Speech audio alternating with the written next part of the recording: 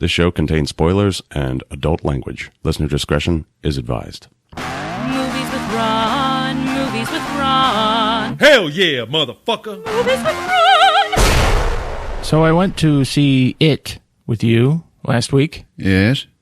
We're all alive, by the way. Yep, we survived. We survived Hurricane Irma. By the time it got to us, it was like, A tropical storm? yeah. Dry hump of a hurricane. But after we recorded the episode, that night, I had a nightmare. And it wasn't like I saw a scary movie and I had like a monster kind of nightmare. Oh, it wasn't about it? No, it was like an adult nightmare, which made me think like it is about, crossing the bridge to adulthood. And I was like, man, I had my first adult nightmare. It was about adult problems. Oh, yeah? Yeah, man. What the fuck? The nightmare started, I woke up in a hospital and I was injured and I didn't know where I was. And they were telling me like, you were in this car crash, but you kept like going and hitting people. And like in the dream, I was having flashbacks. This is fucking frightening to me, dude. I was having flashbacks and remembering, oh yeah, I was like riding down the road and then I hit a bunch of people and then I was like, I gotta hit more of them. Jesus. And I started like driving around and hitting people and I was like, I'm a crazy person. I've lost my mind. But I was in the hospital in the current frame of the dream and I was like, where the fuck am I? What's going on? I've lost my mind. And here's the worst part is I was making such a fuss that all the nurses and doctors were like looking at each other and like kind of ignoring me. And it's that feeling. And you've probably had this yourself, like at work when you have to deal with an irate customer. It's you see the people looking at each other and wishing you did not exist. Yeah. Like, why are you creating such a problem? Why do I have to deal with this? And I'm like laying in the hospital bed, like watching them like look at each other and being, who is this crazy bastard? Yeah. He's lost his mind. Man, first nightmare like that. Adult problems. I was expecting you to say like, oh my God, man, I lost my house. I woke up in the hospital and there was no way to take care of this debt. Yeah. Fucking like waking up and losing your mind. That's not adult problems, man. That's a fucking nightmare. Fuck, I owe the IRS. Welcome to episode 67 of Movies with Ron, the podcast where my older brother recaps a movie he saw from beginning to end, for me and you, because we like his versions better. It's okay if you've seen the movie. It's okay if you haven't seen it. The experience is unique. So let's get it on. I'm Chris, your MC for the time being.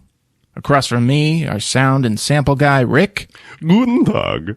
And here he is, folks. He's the ball cracker, death on foot. You know him, you love him. He's Ron. Ron.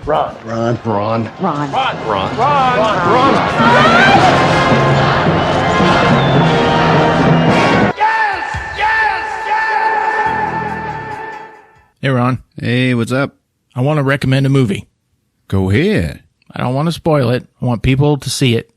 I think nowadays it's a hard movie to find. From 2001, it's the movie Maniacs. Oh, yeah. I have to enunciate it. Yep. Yeah, you do. Maniacs. Yeah. It's a special little movie that I found when Blockbuster was going out of business. Oh, yeah. In the, Yeah. You're in line and like there's the sections where there's the rental movies, but then like when they're going out of business, the bigger section was buy all this shit for real cheap. Yeah. And one of the movies was Maniacs. Yeah, back then it was like a DVD for $5.99. Holy shit. Yeah. And I think it was Mom who was like, look at that one. I think she just bought it on a whim. But Maniacs from 2001 starring Jeff Fahey. Oh, yeah. We talked about him being in Silverado. An unsung B-movie actor. He was in also a lot of softcore material. Was he? Back in the day, yeah. Sucking on a lot of boobs. Oh, okay. Also starring Kelly Waymeyer, who, She was the girlfriend? yeah. She was great. She was amazing and died shortly after this movie was released. Yeah. It's too bad. Rest in peace, Kelly Waymeyer. But it's about two serial killers who get put in a mental asylum. And then they fall in love. Yeah. That's basically the first half of the movie, Yeah. which tends to be the better half. All the hijinks that go on Yeah. in the mental asylum. God, this movie's so cheap, but it tried so hard. And it succeeded. It has to move on, and they break out, and they go to a farm, like in the South, or it's in Mexico, or something like that. Yeah, they have their Teenage Mutant Ninja Turtles section. Yeah. But they become farmers, and they kind of they make it work. Yeah. But then their past catches up to them. Yep. And it ends up in a big action stuff going on. The farmer who owns it, he gets into some trouble. And they have to bring out their old ways Yeah. to take care of business. Because they know what to do. But yeah, 2001, Maniacs. Check it out. Hell yeah. I know there's a lot of horror buffs and people who like the old obscure movies. This is a gem. And I know you've never heard of it. Maniacs. Come on, check it out. Speaking of rest in peace, Harry Dean Stanton died. Yeah. That sucks, man. I know. He had a good run. He had a great run. Yeah. You ever look at his filmography? He's got 4 or 5 movies that come out nearly every year. Yeah. And he was 97, 98 years old. He got a lot of shit done. Oh, yeah. Good for him. Never got married, never had kids. He was just married to the job, baby. Interesting tidbit. Back in the 80s, he talks about this one relationship that was kind of the big one, the love of his life. Rebecca De Mornay. Really? Yeah. If he was going to marry anybody, it was probably going to be her. And then she fucking ran off on him. Oh, the actress, right? Oh, yeah. What was she in? She got known for The Hand That Rocks the Cradle. Oh, yeah, there you go. I think she played that figure skater also in the TV movie. Tonya Harding. Yeah, the one who breaks the legs or got the legs broke. I Yeah. don't know. All right. And then she ran off with Tom Cruise. Really? Really. And he was fucking heartbroken. Da-da-da! All right. We got a question from Jimmy Lansing. Excuse me. I'd like to ask you a few questions. Jimmy says, "Hey guys, it's me again. With all of these storms lately, it really got me thinking natural disaster movies. So let me ask, what's your favorite natural disaster movie? Also, is anyone interested in the Geostorm movie coming next month? Has anyone heard of this Geostorm movie?" I, of course, have, yes. Oh, really? Yeah. I didn't think you would. I haven't. I had to look it up. It's got that guy in it, Leonidas. Yeah, Guy you guys like? Gerard Butler. Yeah. It's it's got every natural disaster in it. It's in the future when we can control the weather and then it gets hacked. Yeah. I am not Yeah. interested. Yeah. I feel disaster movies, they had their run. This one is, and they're no, but this one has all of them. Yeah. I'm no, man, it's too little too late. Fucking Johnny come lately. Rick, what's your favorite natural disaster movie? You could probably guess this, but it's Twister. Yeah? Yeah. I knew I was going to pick Twister. That was going to be my second choice. I knew That is a one pretty of y'all good one. might choose it. Yeah, it's good. Screenplay by Michael Crichton. And you're pretty much anything to do with science or plot-driven stuff, Yeah, man. you can rely on him. And that movie made it big. You like the Bill Paxton, huh? Yes, I do. Yeah. We got cows, Rick. Also, Philip Seymour Hoffman was in that film. Yeah, man. Also dead. The late Philip Seymour Hoffman, yes. Poor guy. God The rest movie him. Twister. First movie I ever saw Philip Seymour Hoffman in. Yeah, it was not a good introduction. And it was, in fact, the movie that made me hate him forever. Why? Everyone says that. Everyone's like, what are you talking about? Because he turned into some great Yeah. Yeah. Unbelievably talented actor, but I will never, ever forget him saying this line. We crave sustenance. We crave it. And I'm like, nope. Oh, man. Nope. Food. Yeah. Food. Yeah. Food. And I'm like, I watched this movie. I was like, fuck that guy. Her gravy is basically a food group. Philip Seymour Hoffman in Twister was like Jack Black in The Cable Guy. Yeah. Just that fat supporting role actor, and you're just like, I hate that guy. Yeah. But then you come to love him. There was another movie that I hated him in. Boogie Nights. Yeah. Yeah. After I saw Twister, I saw Boogie Nights, and I was like, yep, she? Told you I hated him. Yeah. All right. My favorite natural disaster movie, the original Poseidon Adventure. You fucking piece of shit. Oh, yeah. I'm glad I went before you then, dude. Fuck you, All right, man. Let's do it together. All right. Now, folks, The Poseidon the Adventure. original Poseidon Adventure. Don't yeah. see that remake Poseidon. No. I know it has Kurt Russell, so it's tempting, but Gene Hackman. Gene Hackman, like Oh, and- back in those days. Yeah, man. He was like the blue collar guy you could rely on. He wasn't a pretty boy. He was a pastor who was being punished for his unorthodox views of God helps those who help themselves.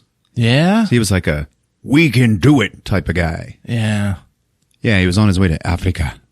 So there's all this this confusion and everybody's panicking, and he ends up being the guy that leads everyone through the ship. And I know it's kind of a Titanic situation. The boat turns upside down. Yeah, but it's because of a rogue wave. Yeah, like an underwater earthquake. Yeah. And I remember being a kid watching it on TV, and the big sacrifice at the end of the movie. Yeah, he's like, you can make it. It's so painful watching it. Hell yeah, it is. Dude, Gene Hackman, he carries that movie. He does, but there's also so much to be said for all the supporting cast. Ernest Borgnine. Yeah, there you go. Come on, man. Roddy McDowell. Fucking Leslie Nielsen was the captain of the ship. Holy shit. Yeah, dude. Shelley Winters. Not that you know who she is. Poseidon Adventure was the most profitable movie that year. And it was spoofed in Mad Magazine as the Poop Side Down Adventure and ended up being their most profitable issue of all time. But yeah, Poseidon Adventure. There you go, Jimmy. Yeah, 1972. I was like, neither of them is going to pick the Poseidon Adventure, man. But just in case, I better pick a runner-up. And I was just like, I guess Hard Rain. Hard Rain. I was like, is that a good movie? I don't really remember. Christian Slater. Morgan Freeman. Yeah. there As you the go. bad guy. Oh, wow. Yeah. He was like, Is he like the head of the looters? yeah. He's like driving around in the rain, like talking on the radio, like, I can hear you, tits. Don't think you can hide out here all night. All right, Rick, have you heard of this new one coming out called The Disaster Artist No. with James Franco?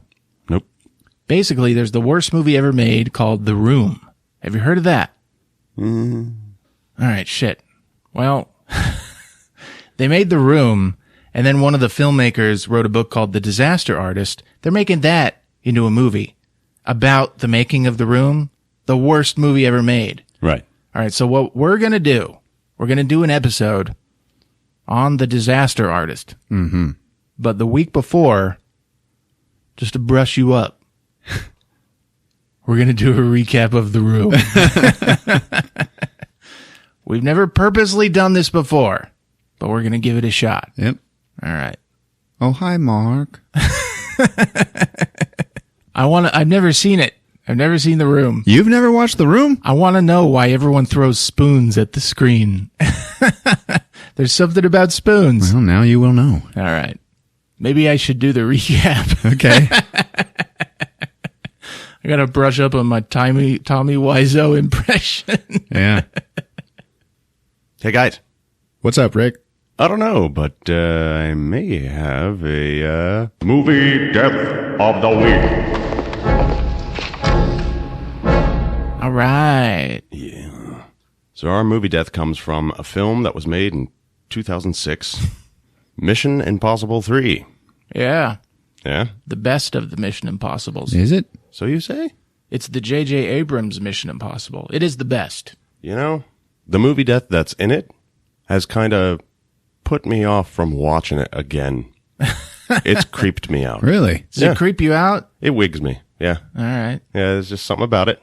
And that is, well, let's bring us all up to speed. Ethan Hunt, right? Uh-huh. Yeah. Tom Cruise, Tommy. the stealer of girlfriends. Yeah.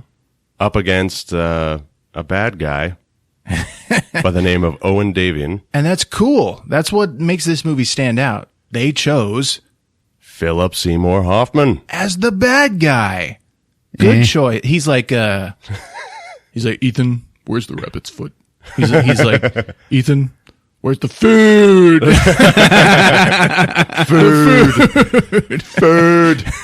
Food, Ethan. He's like the Goldfinger of Mission Impossible. We crave sustenance. Ethan's going after an agent who has been captured by the name of Lindsay Ferris, played by Kerry Russell. Yeah. Kerry Russell. Love her, man. My God. She hasn't been big in movies. I don't know why this didn't set her off. But, been a lot of good TV shows. The Americans. Yes. Fucking talented. I'm a little heartbroken that she wasn't in the rest of the film. Yeah. Who was the main girl after that? Because it was like she was his trainee, and then the film is like he has a new trainee. It's like his fiance or Yeah, something? they should have switched the actresses. Mm-hmm. No offense.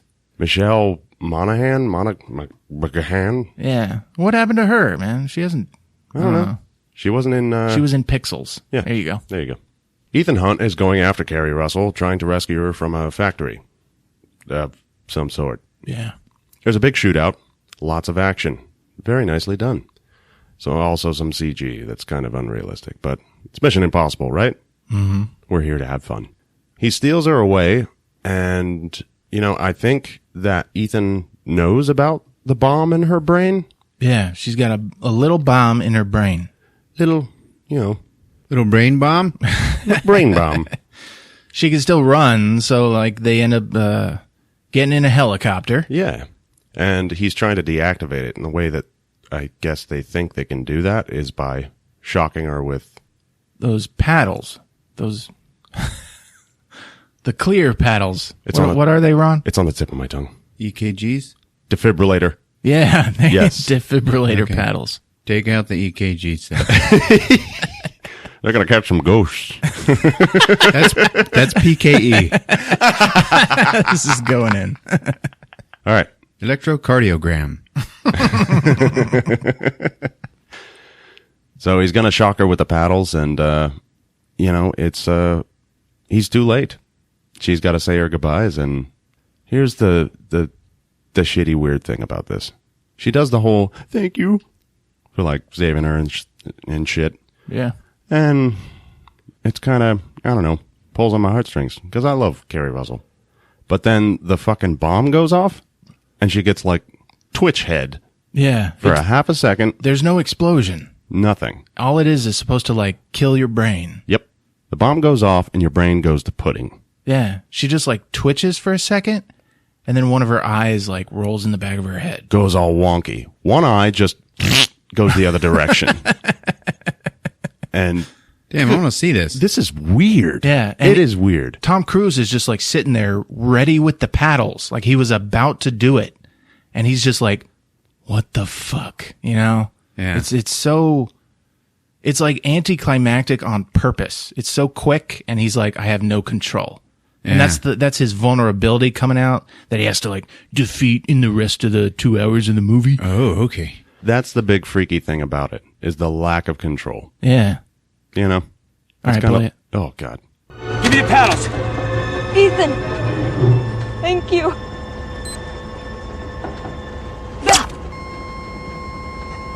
There you go. Like, Ugh. what the fuck? Seriously. She goes like, It's like, "Gah!" Yeah. And one eye is wonky, and her nose is bleeding, and Ethan just, like, picks her up and holds her with the Yeah. wonky eye. And it's just like, Dude, There's the rest of the crew in the chopper, and it's that like sucks. the Asian henchman girl from Die Hard 4 and Ving Rhames in the passenger seat. And then flying the chopper is that the lead guy from the Tudors. And they're all just like, damn.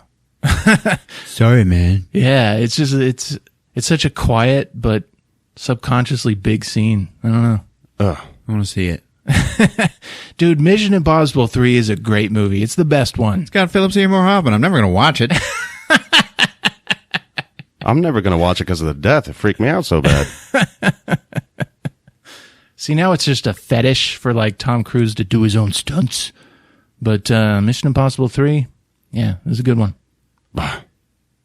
So yeah, that's your movie death of the week. All right, so there's this website, Total Film. I follow them on Twitter. They had a tweet that said, top 25 superhero movies. And I was like, isn't that all of them? Why do you need to do the top 25? And I'm reading about it, and the first comment is, why isn't Logan in this list? So somehow they didn't put Logan in the top 25? How do we have more than 25 superhero movies? What's their number one? I don't know. But what their number one should be, which I watched recently, Hellboy 2, The Golden Army. Yeah. Who remembers that movie? That was pretty good. Greatest superhero comic book adaptation I've ever seen. It's a perfect film. All right? Yeah? I know they're remaking Hellboy. Dude, I just saw... They got the photos. He looks great, man. He looks like Glenn Danzig. Who looks like Hellboy. Yeah, okay. Shit, man. David Harbour. David Harbour, man. Yeah. I think he's going to crush it. He's coming out of fucking Stranger Things. Yeah, it's a Netflix. Hellboy is a Netflix property now. Oh, sweet. They liked him from Stranger Things, so he's a part of the family. Dude, he is going to blow up. He is coming out swinging. Yeah, he's always been great. Hellboy 2, The Golden Army, though, man. Yeah. Guillermo del Toro, everyone gives him shit. He should have just kept making Hellboy movies. I mean, The Golden Army, it's perfect. It is a perfect movie. It's like, it's now probably one of my top 10. It's the perfect mixture of visual effects and CGI. The supporting cast is amazing. When he has to fight the giant plant. Yeah. Oh, and he's got the baby in his arms, and he's like, hold on, kid. And like he puts the baby in his tail. Well, he's like, fuck you. And he's got Big Baby, his big 6-shooter. Yeah. Yeah. And then the fish guy has his own little love interest, his own little storyline. And his new handler is made of all gas. And it's this German guy. Yeah. And it's like a diver suit that's like filled with gas. And that's the guy. And it's this German man who's voiced by Seth MacFarlane. His Yeah. like first major movie role. Yeah, that And- character always reminds me of something like from BioShock. Yeah. The trolls, where they have to put on the binoculars to see the trolls. There's so much to Hellboy, The Golden Army. I just, best superhero comic book adaptation, hands down. What were those things? The Munchers? The Tooth Fairies. Yeah. Yeah. Good Lord. They feed on the teeth. We crave sustenance. All right. Episode 67. Mother. Mother. Where? The new film by Darren Aronofsky, Yeah. who is a pretentious little fuck. Just a little bit. Yeah. I don't blame him. If I was in his position, he's still able to like convince people that he can make movies. Well, he can make the movies, man. He really can. And I guess I would do the same thing. I would make them personal and do whatever the fuck I want. But After Requiem for a Dream, I had to watch like a week of Disney to recover. But I really loved The Fountain. Like, holy shit. I Yeah. loved it. A lot of people hated it. You know? I got excited. But again, it's kind of like my thing with Donnie Darko. With The Fountain, there's like comic books that you have to read Is there in order to get it. in The Fountain? Yeah. It's fucking weird. It's like graphic novels. Huh. So this movie was kind of marketed as kind of a horror type thing. Yeah? Was it marketed correctly? No. But I feel like that's not Darren's fault. Why don't filmmakers do that? Do you know, we did Logan Lucky a couple episodes ago. Yeah. You know, Steven Soderbergh did all the trailers himself. Yeah. Like, why don't filmmakers be like, all right, let me tell you how to market this movie. I feel like Darren Aronofsky probably did, and then the suits were like, no one is going to want to come and see this, man. All right, here's something. The most significant thing I have about Mother was we went to see It, Yeah. and they show a trailer to Mother, Uh-huh. right? And then after that, they say, make sure and buy your tickets at the box office after you see this movie. Oh, yeah. I remember that. And it's like, I've never heard something like that in a movie theater ever. it's kind of like, we know that when you hear about this movie when it comes out, you're not going to go see it. So you might as well buy your tickets now so you're trapped in it. Yeah. So you have to. But the thing about the marketing, see, I'm thinking it's going to be like It Comes at Night. Marketed like a horror movie. Comes out completely different. But, what are you going to think about it? But then there's a situation like, remember when Jarhead came out? Uh-huh. Jarhead, Desert Storm movie with Jake Gyllenhaal. And they show you all the action. And it's like a tense war movie. Yeah, they make it look like Black Hawk Down. Relevant, yeah. But then the movie is all about all the waiting Yeah. and all the lack of action that soldiers have to go through. And you could tell that the trailers and the marketing did that on purpose to like show you a truth about wartime Right. and our military. You know, it's still kind of backfired, but you can credit them for being creative that way. Sure. Are they doing the same thing with Mother? I really don't think so. Yeah. I think if it had been like an honest trailer, it would have been too confusing. So yeah, I really think that was just the suits taking over, getting people in the theater. All right. How about Jennifer Lawrence? She did good. She always does good. She's one of the only younger actresses who doesn't star in rom-coms and doesn't support a male actor. So that's, she's a big deal. Yeah. Yeah. So if we make fun of her during this recap, she can take it. Oh, yes. Boys just being boys. Thank goodness. How about some titles of the reviews real quick? Yeah. All right. Thick on analogies and symbolism to the point of overkill. Yes. All right. That's Aronofsky for you. Yep. The whole thing is just a big allegory. Like, that's all it is. All right. How about Jennifer Lawrence hubris? Is it hubris or hubris? I don't know. I was telling you what that meant. Now that I You were know. asking me what that meant. That's I was asking. Now I know what that means. Self-indulgent disappointment. Self-indulgent, not quite disappointing. I get the feeling this film delivers. It does deliver. Okay. A little tedious to watch, but the concept is brilliant. Yeah, I'll give you that. It is kind of a hard watch. Yeah. It's not as hard as Requiem for a Dream, though. Okay. How about, I want my 2 hours back. Utter bullshit masquerading as art. All right. Total waste of time. Save your money. My personal favorite, retarded cringe fest. That's a good one. That's a good one. All right. But stay with us, folks. We're going to make it good. To be honest, I could probably recap this movie in about 5 minutes. But I'm not gonna. All right, folks, get ready for some highfalutin, self-indulgent. Fuck. Here's Mother on Movies with Ron. It's showtime. Fuck yeah!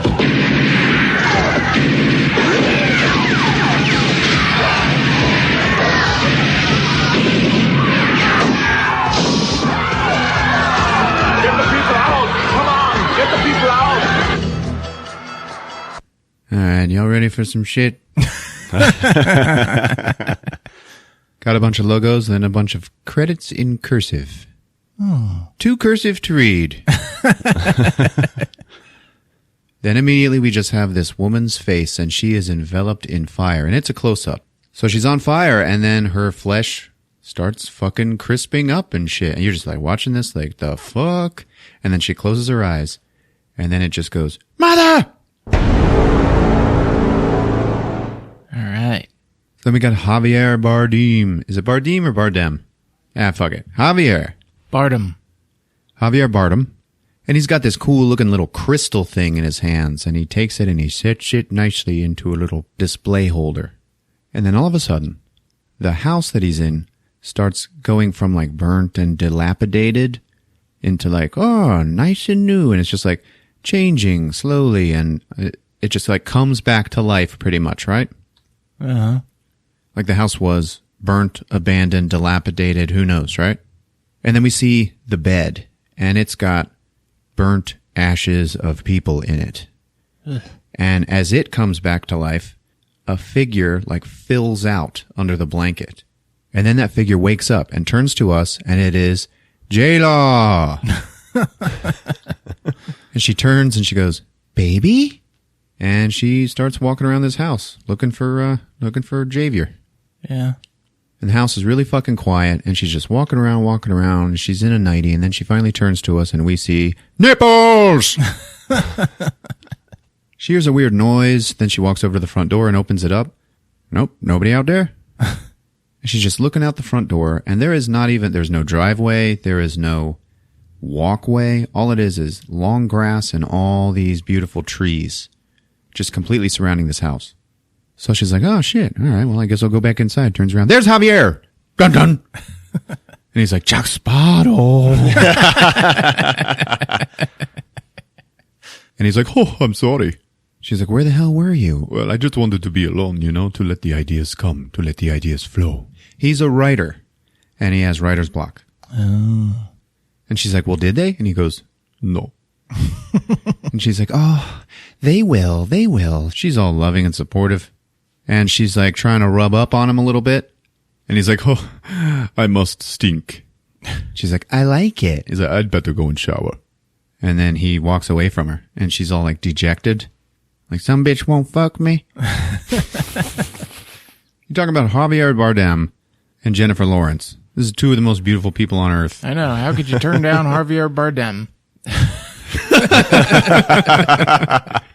So then it cuts to her in a bedroom that's like still kind of being renovated, and she's like mixing up some plaster in a bowl. She takes it and she like spackles a little bit on the wall, just a little bit, and then steps back to like look at the color, I guess.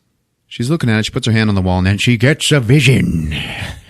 And we hear tung tung, tung tung, tung tung. And we see her vision is that of like a heart that's, I guess, in the house, and there's just a beating heart. It's like in a room? That is unclear. Okay. Like maybe in the bowels of the house, or maybe in her mind. We don't know, because it's Darren Aronofsky. So that startles her, and she like, whoa, backs off of the wall. And you know what? I'll just go keep mixing plaster. She mixes them up, and then she's got this bottle of medicine that she uses throughout the movie, and it's a little yellow powder. And she mixes a little bit of that into it and makes it yellow, and then spackles that shit on the wall, and it's very boring. I'm sure that's supposed to mean something, though. Here's the thing. This movie, guys, it's all allegorical. It's all like biblical and like shit about trashing the earth, humanity's evolution. There are a billion things to interpret in this movie. I am not going to try to interpret them all. I'm just going to do what I do, baby. So she puts her medicine in the wall. Yeah. And then it cuts to breakfast, and she's downstairs. They're in this house that's like out in the middle of nowhere in the country. And she's cooking up bacon and eggs. And he walks in, he's like, oh, wow. You don't need to do all of this. And she's like, yes, I do. You're working so hard. And he's like, yeah, right. Because he's starting to feel bad. He's not getting any work done. Writer's block, Yeah. And then at night, she's like sitting there doing something, and she's like watching him. And he's like sitting at his desk. And then, he gets an idea. And he gets a pad of paper. No. He goes up and stands by the window. He's looking out, and he's like whispering stuff like, he's getting inspiration. It's starting to happen. And then he's like, No. And he just sits back down. And she's like, Then there's a big knock on the door, and she is immediately worried. They don't get many visitors out here, you know? Pretty isolated. Yeah. So Javier goes and gets it. And it is Ed Harris, baby. Virgil Brigman back on the air. Now, when he answers the door, the camera stays with Jennifer Lawrence. She is in every scene of this movie. We are with her the entire time.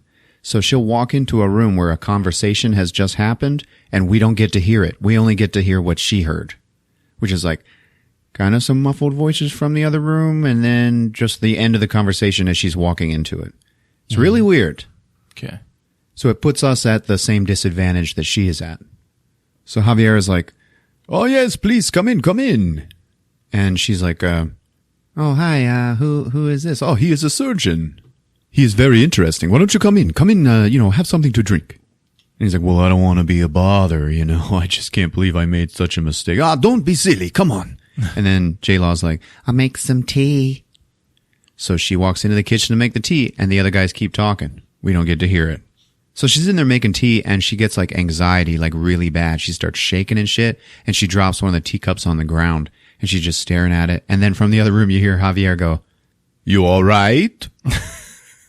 She's like, yeah, I'm fine. And then she has to clutch her chest and shit until the anxiety goes away. So there might be more than meets the eye with this girl. She cleans it up and brings in the tea, and she's like, oh, you've upgraded. And they're sitting there drinking whiskey that Ed Harris, the doctor, like had with him in a flask. Javier is like all happy to be talking to him. He's like, oh, this is the best stuff I've ever tasted. Oh, yes. She's like, so how did you come to, be here with us? What's going on? And he's like, he thought we were a bed and breakfast. So he came looking for a room, So the doctor is like, oh, that's fine. I'll just be, on my way. Do not be silly. You will stay the night with us. She pulls him aside and she's like, he's a stranger. Would you want me to ask him to leave now? Then the doctor just starts coughing and coughing and coughing. And they're like, are you okay? Are you okay? He's like, yeah, I'm fine. He pulls out a cigarette and he goes to light it up. And she's like, we don't smoke. And he's like, well, don't start. It's awful. She's like, I mean in the house. And he's like, oh, yeah, okay, sorry. And then he just opens the front door and just flicks it out there. So now she's going to get him some linen. She goes down into the basement.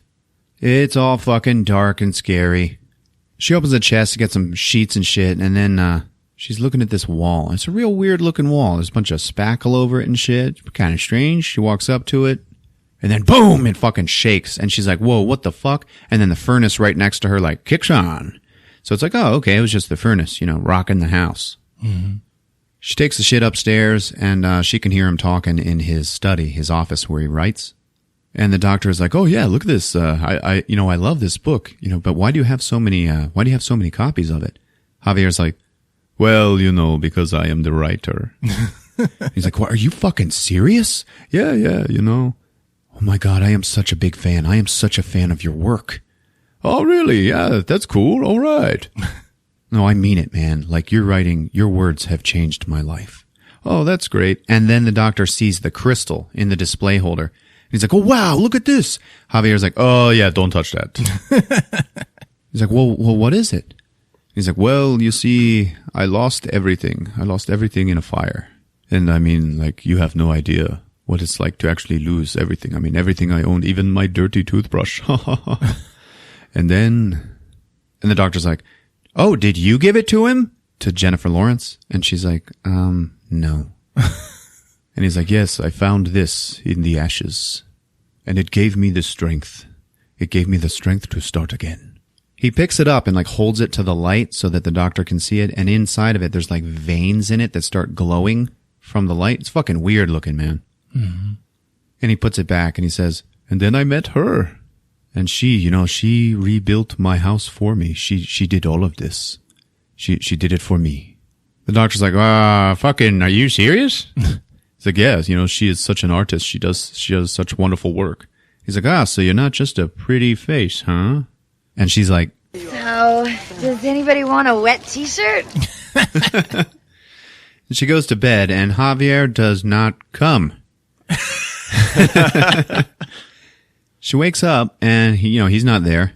So she's like, what the fuck? She goes looking through the house, and then she can hear the doctor, like, retching. He's fucking throwing up in the next room. She goes into his bathroom and then sees, old naked Ed Harris is, like, leaning over the toilet, fucking throwing up into the bowl, and Javier is, like, standing behind him, like, with his hand on his shoulder, like, it's okay, man, it's okay. She's like, what's going on? And he's like, he has just had too much to drink. He will be fine. And she's like looking at him. She looks down at Ed Harris's side, and there is like a fresh wound on his ribs. And then Javier turns around and goes, can he have some privacy, please? And she's like, okay. And then he just like covers up the wound. She's walking out of the room, and she sees that, he was smoking in the room. And there's a fucking ashtray with like a smoldering butt in it. And she's like, motherfucker. She sees his lighter and just pushes it to the back of the dresser so it falls behind it. Like, fuck him. He'll never find this shit. It looked like a pretty expensive lighter, too. Now her anxiety is itch up. She's shaking and shit. She has to go to the bathroom. She takes her little bottle of powder, mixes some into the water. It's yellow, and then she fucking drinks it. She starts to calm down. Cutting to the morning. She's making breakfast. Javier comes in. He's like, hey, what's going on? She's like, what the hell happened last night? Oh, it's fine. It's fine. Is he feeling better? And he's like, what? Like, he doesn't even fucking listen to her when she talks. Better, yeah. And then the doc comes in, and he's got a cigarette in his mouth. And he's like, I'm just lighting it, on your stove. I can't find my lighter. Don't worry, I'm taking it outside. She's like, yeah, you feeling better? And he's like, yeah, better, sure. Then there's another fucking knock on the door. Jennifer goes and answers it, and it turns out it is Michelle Pfeiffer. All right. Yeah. The J-Law of yesteryear. The doc follows J-Law to the door, and he's like, oh, hey, babe. It's his wife. And they're, like, standing there making out, like, on the front porch. Yeah. Like, and she's, like, watching them, like, the fuck? And Javier is also watching them. And she's watching him watch them. Like, what the fuck, man? We could be doing that. And then the smoke alarm goes off, and Jennifer Lawrence is like, oh shit, breakfast! She runs in there, grabs the fucking cast iron skillet that is on this gas stove, burns her fucking hand. She's like, ah shit! Drops it on the fucking floor, and then Michelle Pfeiffer comes in and is like, oh, I'll get it, and grabs it with her fucking hand and burns herself. Pretty sure that's supposed to mean something too. So the doctor's like, yeah, I just need ice. Get her some ice. And, so they're taking care of it, and the doctor and Michelle are sitting there telling their story about how, we were lost until we found each other, we just shared such a deep connection. Well, you guys must feel that connection too, right? And they're both just like, yeah, I guess. And then the older couple is like, yeah, it's just true love. It's a great thing. And then they start fucking making out again, like right in front of them. And they go, well, we have kids too. Do you guys, have kids? Oh, no. But we want kids. Yes, we want kids. Jennifer Lawrence, like, fucking looks at him like, oh, really, asshole? Do we now? Like, oh, well, why don't you just start now? And then Jennifer's like, well, I guess I really want to finish the house first. Javier is like, well, you two are welcome to stay here for as long as you want. And Jennifer's like, dude, what the fuck are you doing? This is our fucking house. What the fuck, man? She is pissed. Michelle's like, speaking of kids, I really need to use your phone. Okay. And Ed's like, you don't need to call him every day. She's like, I'll be back. So now it's just J-Law and Javier, and she goes to try to kiss him, and he's like, I should work. And he fucking walks away from her. Jeez.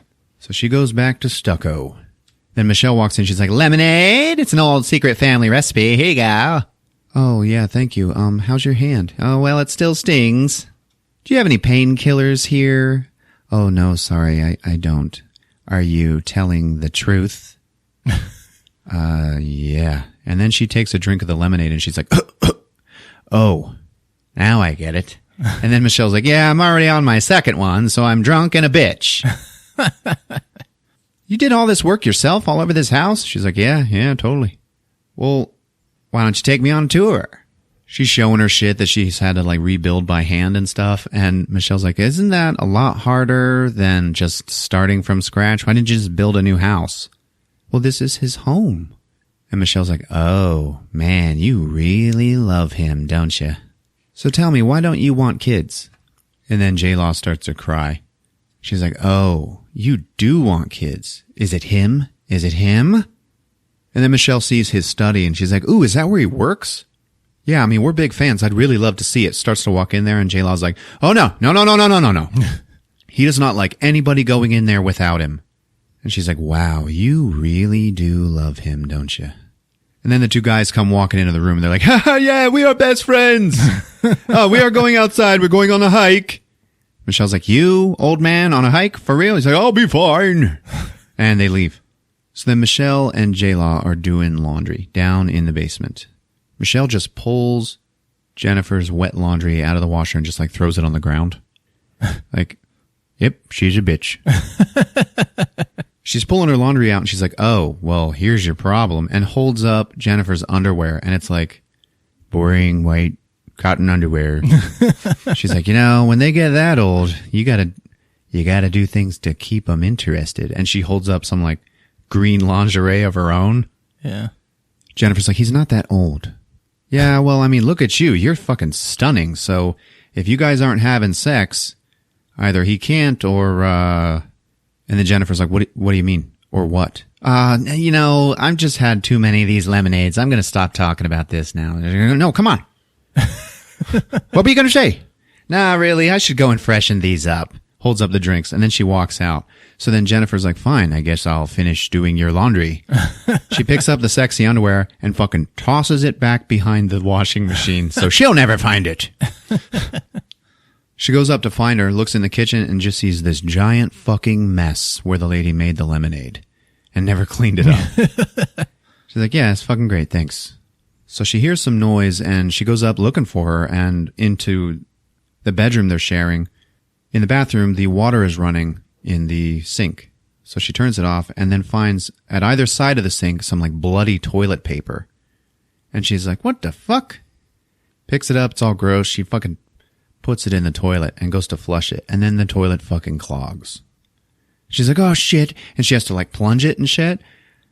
So she does that and then it's still not going down. She looks down the bottom of the toilet and we see like a fucking human heart that's like clogging up the bottom of the toilet bowl. Good Lord. And it's just sitting there and she's like, what the fuck is that? She gets a little closer and then it goes like, and like squirts a little blood out of one of its valves and then it flushes.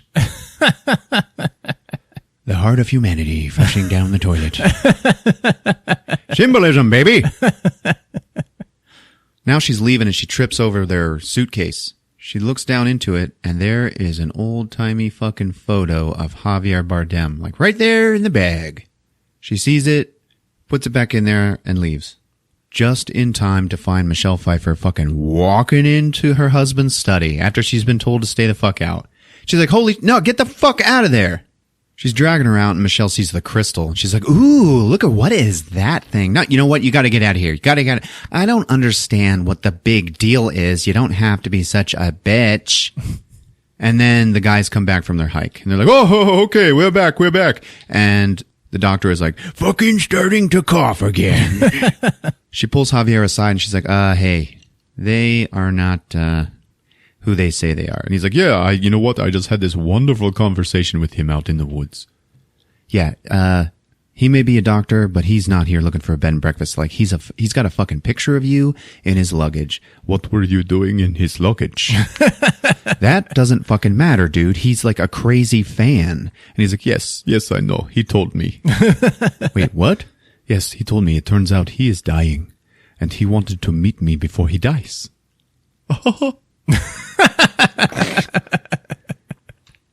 Like, J-Law is all like, this is some fucked up shit. I don't fucking like it. And Javier's just like, isn't it great?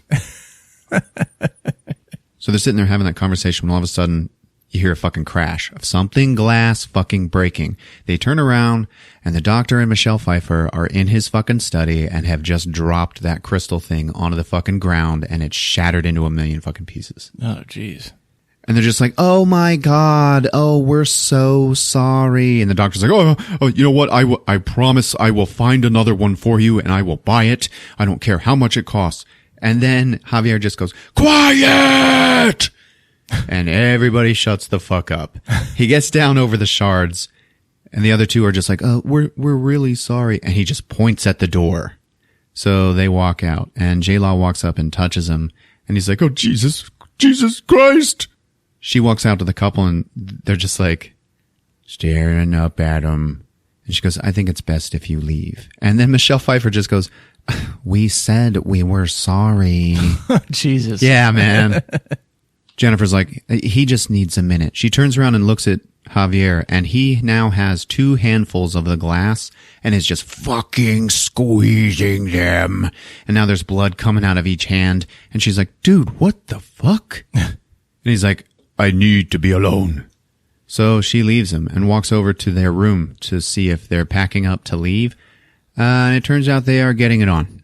The doctor's like, running his hands all over Michelle Pfeiffer's body.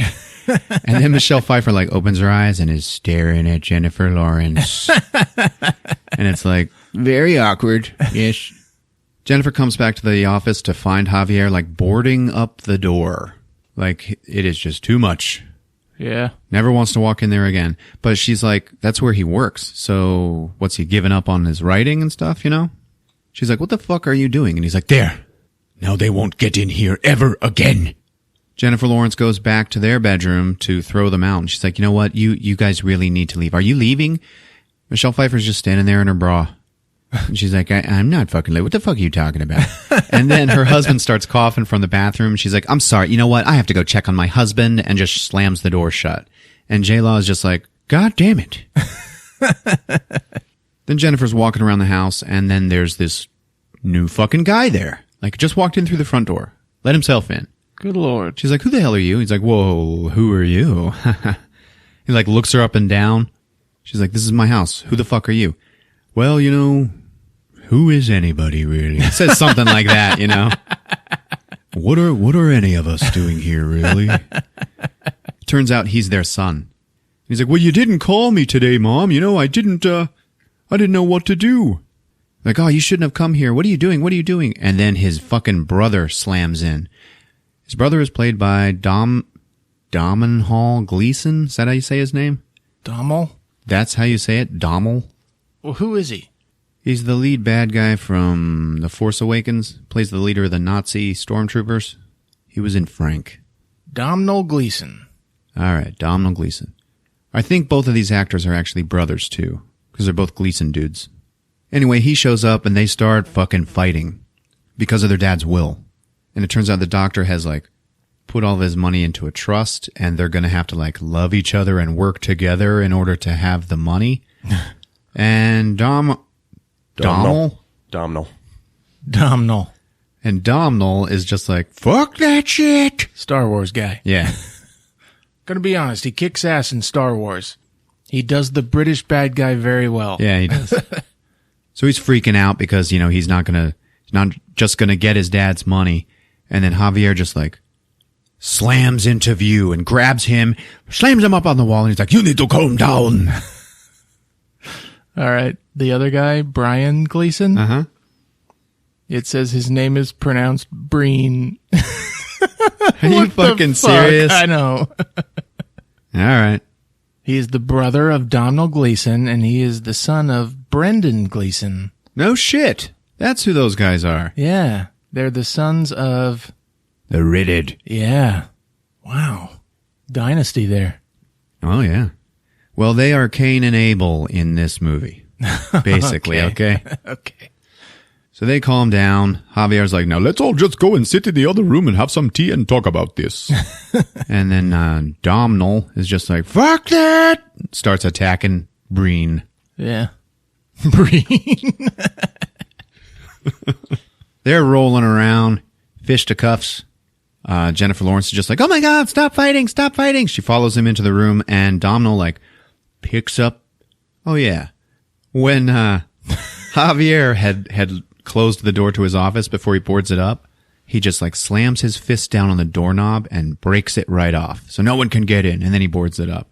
And she was like, I built that doorknob. So she's in a room with these two guys rolling around fighting. Domhnall picks up that same doorknob and just bashes his brother in the head with it. Fucking kills him. Really? Well, he's not dead quite yet. But Cain and Abel, someone's got to die. Good Lord. Anyway, he hits him, and the guy's just down with a pool of blood spreading out of his head. And he looks at Jennifer. He's like, you understand, right? You get it. You get it. They always loved him more than me, And she's like, get the fuck away from me. Javier rushes in, grabs Domhnall by the head, and slams it down onto a dresser. And now he's got like this big bloody gash right in the middle of his forehead. And he's like, oh shit. And he just runs. What did you do to your brother? What did you do? Get the doctor. Get the doctor.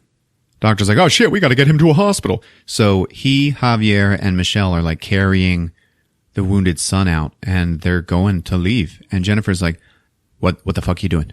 Don't fucking leave. Don't you fucking leave me here. Holy shit, there's a fucking psycho brother running around here, man. Don't fucking leave. Just lock all of the doors. It's going to be fine. Don't leave me here. And then she begs him. She's like, please don't go.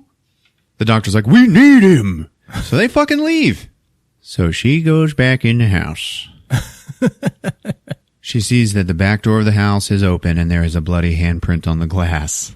She walks up and shuts it and is just like, yeah, okay. So guess I'll just go to the kitchen.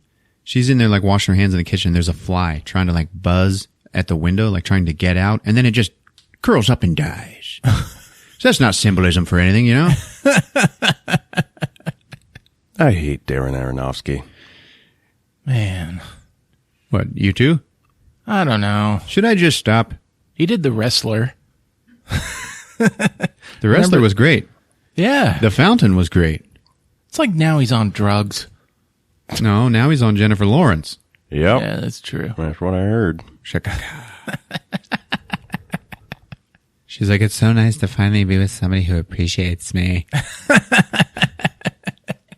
All right, so now she has to go and clean up the brother's blood. Jennifer Lawrence cracked a rib during the filming of this. Yeah, they say she was so into her character that she hyperventilated for real and even cracked a rib. From breathing? Yeah. That is not mentioned in the blurb. Maybe it was Darren. You're gonna fucking do the role. You're gonna do it right. That's in the show. Fucking J-Law. Oh, you think you're big shit now? Well, now you're in my house. And Daddy's home. Fucking show you some Hunger Game. How would you like to not get paid for this?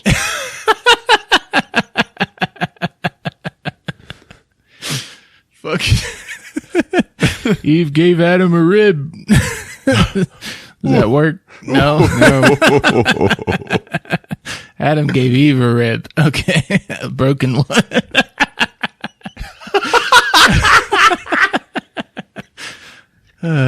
You drunk? Yeah. All right. Get on with the ugliness now. She's cleaning up the brother's blood. Now it's nighttime, so she's scrubbing this shit, and a little bit of it won't clean up. It's like seeping down into the boards of the floor. So she's cleaning up this blood. She takes her pail of water, which is now a big pail of blood, into the bathtub. She's filling it up. While she's doing that, she's got her hand on the wall, and she feels the heart beating again and gets the vision of it. And it's just there. Yeah. So she goes back to that blood spot, and she's like scrubbing the shit, and it just won't come out. And she's like, huh. And then she just takes her finger and just pushes it in. And that part of the floor just like gives way. Like it was a rotten spot. Okay. Yeah. And she's like, oh, Jesus. And then she sees the blood dripping down through this hole down into the basement where we saw a weird wall, right? Uh-huh. She sees it dripping down there. She's like, I better go check that out. Goes downstairs into the basement and then flips on the light switch. And the light bulb is filling up with blood. And then boom, it fucking explodes. Like in The Evil Dead. Yeah. Darren Aronofsky, ladies and gentlemen. I'm a genius. Yeah, we know, Darren. We know. I want to know what movie he's going to make after this. It's going to be like Joe Dirt 3. Is there a Joe Dirt 2? There is. It explodes, and all of this blood is like splashed onto the wall, and it's all dripping now, dripping down, and it's dripping onto that fucked up wall she saw, and the blood is like following the contours of the plaster that a doorway was covered up with. So it's like dripping down in the shape of a door. And she's like, oh, there's a fucking door in there. So she picks up like a wrench or something like that, and she starts hacking at the fucking plaster. Yep, she exposes that fucking door. Uses that wrench and fucking opens that fucker up. And there's this giant fucking room behind there, and there's a big tank on the right. Okay, like a big fuel tank or something. Uh-huh. And then ribbit, a big ass giant toad just starts like, well, hopping at her. I'm coming out of the shadows. I'm coming for you. How big? It's pretty big. Well, it's pretty big. Like up to your knees? Nah. Big? Okay. Like, Yeah. okay. Handful of toad. Like a big handful. Is this like God? We don't know. It probably is. It's one of the, It's one of the plagues. yeah. But there was only one. Okay. But it scared her. She was like, oh my God. She gets out of the way. She like gets out of the frog's way and it leaves the room. The symbolism probably lies in the fact that it was trapped in there and then she let it out. But it never comes back again. So it doesn't matter. Is it CGI? Who gives a shit? Then she hears some noise upstairs, goes and checks it out, finds fucking front doors open. Oh, fuck. She sees no one. She's walking around. She's hearing somebody in there, like the floor is creaking and shit. She can't find them. She finds another fucking door open, and at the foot of it is one of those pictures of her husband, Javier. But it's been torn to shreds. But you can see that if you put it back together, somebody has like drawn devil horns and a fucking mustache on him. Like an old-timey devil. She reaches for it, and then the fucking Star Wars brother is behind her. Dominal! And he goes, they just left you all alone here? She's like, oh my God. She's scared. And she's like, yeah. And he's like, you do understand, don't you? And it's like, oh shit. And he just goes, well, good luck. Reaches down and picks up a wallet, which I'm reading now was his dad's wallet. And then he just leaves. Like, I'm going to go get as much money from this as I can. All right. Well, that was a close call. Yeah, he just left. Okay. He only wanted money and to kill his brother. There you go. She's freaked out and she calls 911. As the lady is like, tell us what your problem is. Javier shows up. He comes back and he's like covered in blood. She's like, oh my God, what happened? He's like, the police, they brought me home. The police brought me home. It's okay. She's hyperventilating and freaking out. This is probably where she broke the rib. And she's like, oh my God. He's like, oh, are you okay? Let me get you some water. I get you some water. She's like, what happened at the hospital? I was holding the boy's head when he died. She's like, oh my God, are you all right? And he's like, yeah, I guess, but I need a hot shower. Will you come? And then she says, Oopsie. Someone went accident in her sexy pants. so on her way up to the shower, she stops in the bedroom and covers up the blood spot, the little hole in the floor, with a rug. Yeah. So then she goes upstairs, and he is already done with his shower and is laying on the bed sleeping. Damn. And she's like, damn. So now it's night, and they're in bed, and whoa, boom, people start coming into the house. And she wakes up and sees that it's the couple, the doctor and Michelle Pfeiffer. And they have a few other people with them. Javier gets up and he's like, oh, they came back quick. What the Yes, I told them they could come back with, some of their friends and some family, just because, they just lost their son. And, they just need a place, And Jennifer's like, man, what the fuck are you doing? There's no cops No. investigating the crime scene? No. Time moves strangely in this movie. Okay. Like, this is the wake for their son. All right. We got our taste of that weird time thing when he was already showered and sleeping. Jennifer walks up to Michelle and she's like, I am so sorry for your loss. Michelle just fucking stares at her and then walks away. Like, she was about to say, like, it's your fault. But she's a bitch, man. She walks over to Javier and she's like, would you please speak? Would you please say something? And then Javier just like gives a fucking awesome speech. And it turns out that Javier, he's not just a writer, he is a poet. And yep, he said some poetic shit that I can't remember what it was. And everybody starts crying. And he's like, you see the sound of the crying? That is his voice. Your son's voice. That is the sound. It's the sound of life. It's the sound of humanity. And everybody's like, oh my God, that is so beautiful. Thank you. Thank you. And then more people show up and Jennifer's like answering the door and they're like, oh yeah, thanks. Here you go. They're like giving her their coats and shit. They're walking in with food and it's like starting to maybe get a little much. And J-Law's like, I'm an expert at parties and boys. and Michelle's like, I would like to thank our wonderful host for his hospitality. And then the doctor starts talking and he's like, my son, you know, I shouldn't have to eulogize my son. Oh my God. And he like looks up at J-Law and his eyes are all like fucking bloodshot. Ed Harris, ladies and gentlemen, he looked great. And he just looks at her and he goes, would you say something? And J-Law's like, when I get home, I'm going to frame a bunch of stuff I love.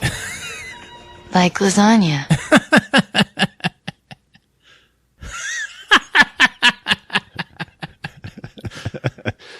And then she's like, I love lasagna.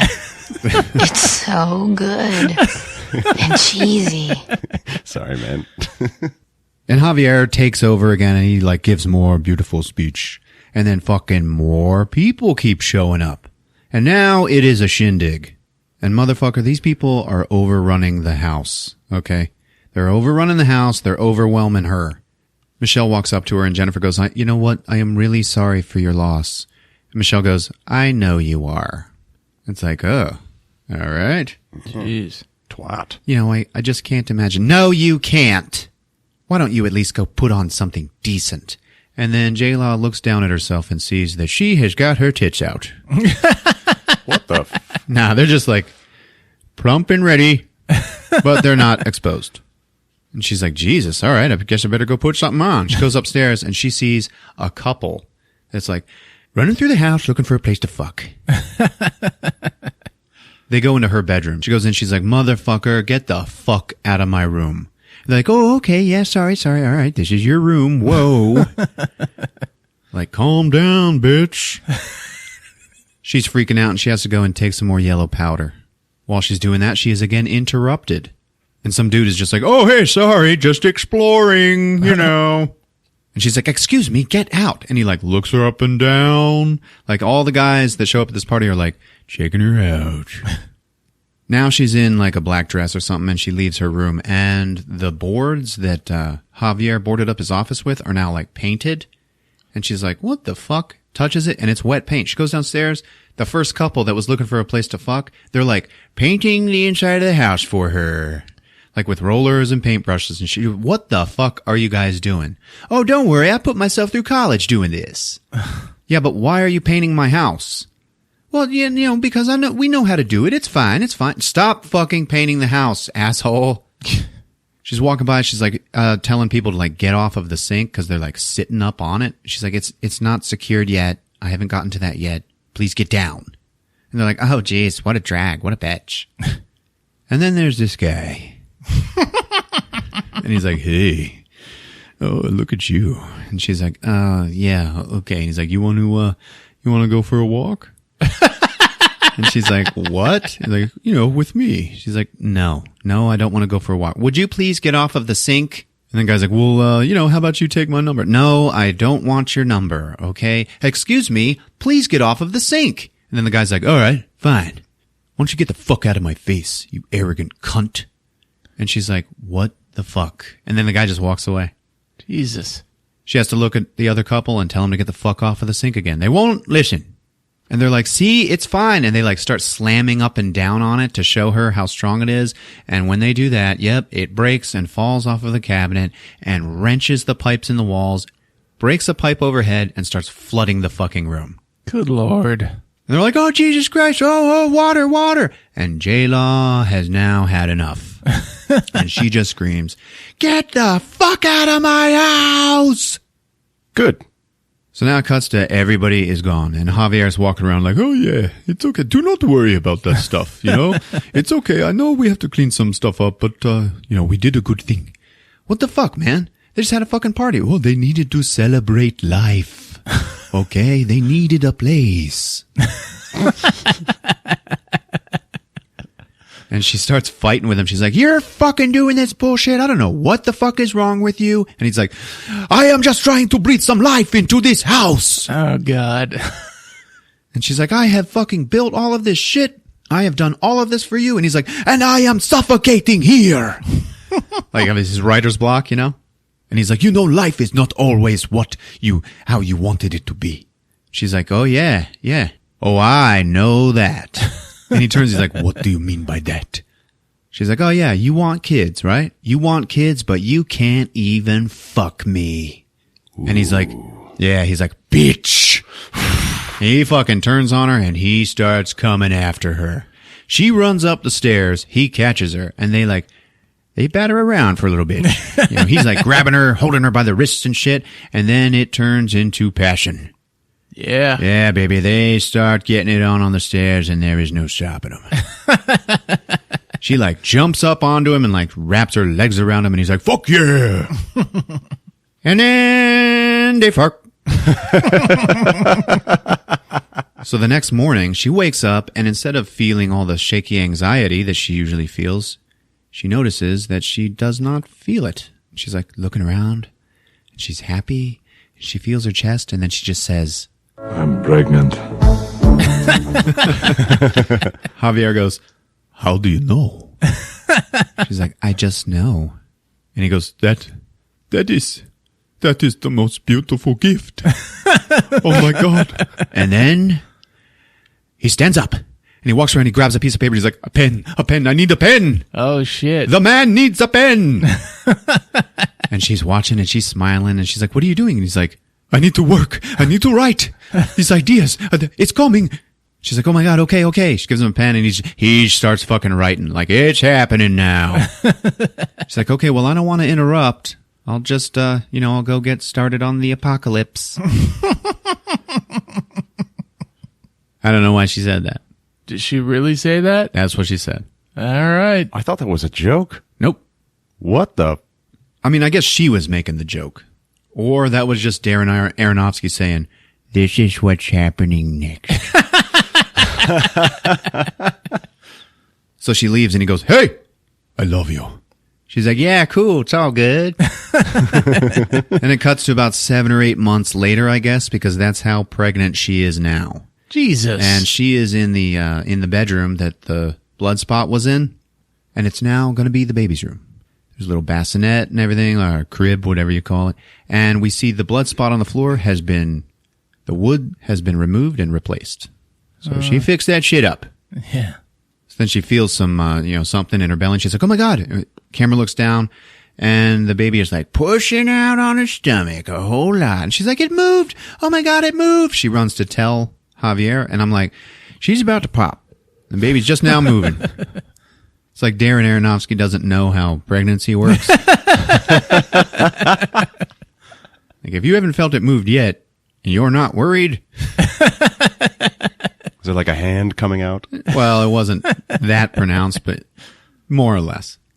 She's running to tell him about the baby move, and she finds him at the front door of the house, just with it open and just staring out. And she's like, "Hey, what's going on?" And he turns around, and he's got this big, manuscript in his hand, and he goes, "I finished it." And she's like, "Oh my God, really?" He's like, "Yeah, I finished it." Now, it's not a book, it's just a poem. Okay? And she's like, "May I?" And he's like, "Yes, of course, of course." She sits down and she starts reading it. We don't get to hear or read it because it's supposed to be profound. Yeah. And that would ruin the movie because it obviously wouldn't be profound enough. She's reading it and then she gets a vision of Javier standing out in front of his house and it's all burnt down. And then she walks up and grabs his hand and then it comes back to life in the house, and all the trees and everything go green again. And it cuts back to her and she's just crying. Like, that's how beautiful it was. And like, that's what it was about somehow. And she's like, it's beautiful. And he goes, then why are you crying? Why are you crying? She's like, it's just, it's just a lot, but it's perfect. Then what is wrong? She goes, am I going to lose you? And he's like, never. And then the phone rings. He goes and answers it, and you hear it's a woman on the other end, and he's like, yes. Okay, oh my God, yes. No, I am here. She is here, yes. Okay. And he turns to her and goes, she loves it. And Jennifer's like, who? My publisher. She's read it already? He's like, of course. And J-Law is just like, ooh, yeah, what the fuck? So now she's like sad and dejected, like, what the fuck, man? I thought I was your snack pack. And she wanders into the baby's room. She looks down at the rug that's over the repair in the floor, and there is blood seeping up into the rug. Shit. Oh, yeah. It's opening up again, the wound. She pulls the rug back, and there is nothing there. It's fine.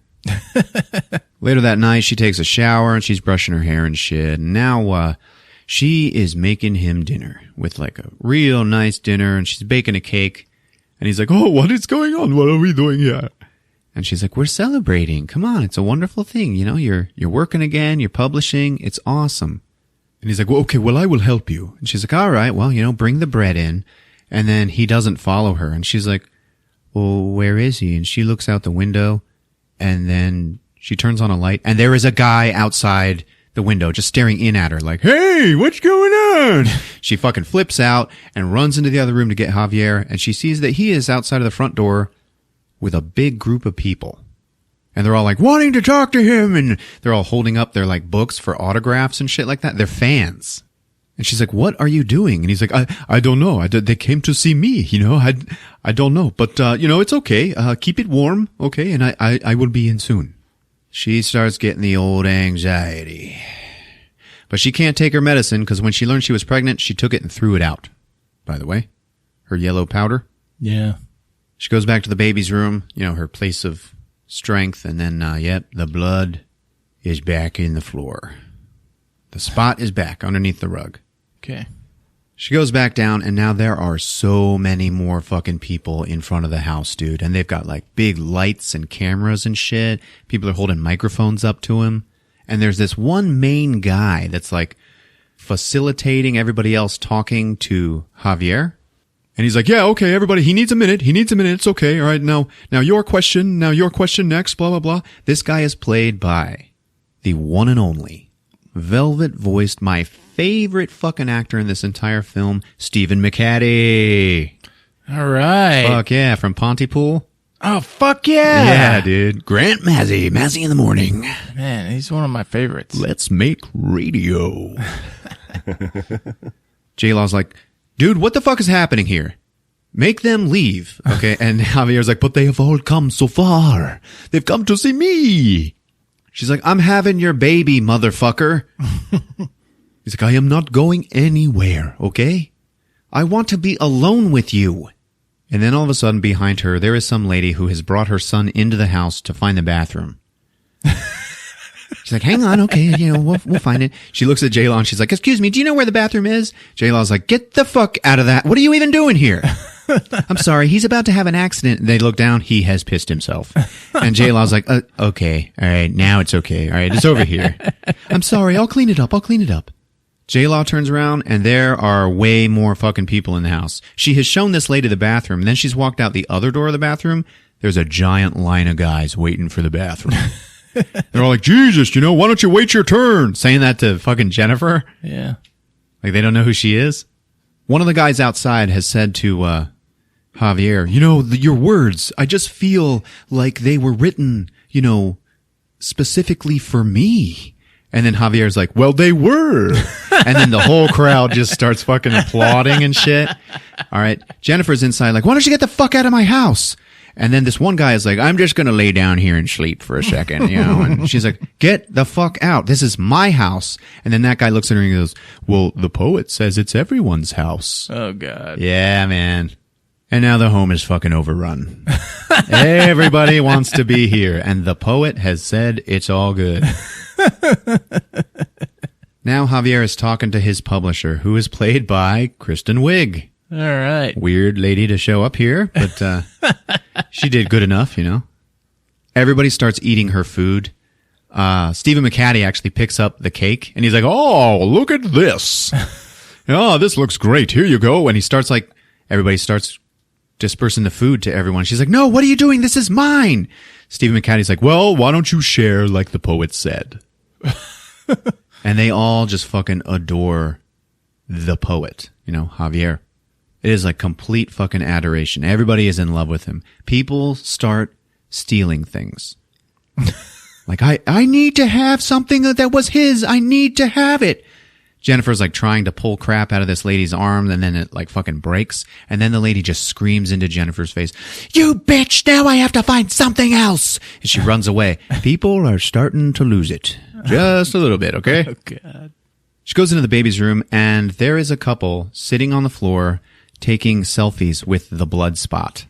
Like, "Oh, look at this. This is the spot. Yeah." And the blood spot is still there, but it's also like glowing a little bit with some embers. Like it's hot. Okay. Oh, God. I'm like, "Yeah, this is it. This is it right here. Come on, take my picture with it." J-Law looks out the window, and across the field, coming to the house, are just fucking droves of people with fucking flashlights and lights, making it through the darkness, heading to the poet's house. She fucking freaks out. She puts her hand on the wall, and she can feel the heart beating again, and we see it. And now the beat starts to like weaken a little bit, and the heart maybe starts to go a little bit black, but you know, it's still some life left in it. Fuck this. She's packing a bag, and she is leaving. She doesn't want any part of this shit anymore. You know, the house is like, it's too far gone now. She gets a bag, and she is leaving her room. When she walks past his office that was boarded up, Stephen McHattie is there now. And there is a whole bunch of little pictures of Javier stuck to the wall. And Stephen McHattie is talking to people that are like in a line waiting to be blessed by him. And he's like, "Yes, yes, put the picture on the wall, put your thoughts into the wall, and then receive his blessing." And he's like putting his fingers into ink and like touching them onto the people's forehead. And they're like, "Receive his blessing. Yes, receive his blessing." So Stephen McHattie is now like his fucking acolyte. Yeah. Okay, like his zealot. Yeah. Who's like become his priest. And he's fucking blessing people in the name of the poet.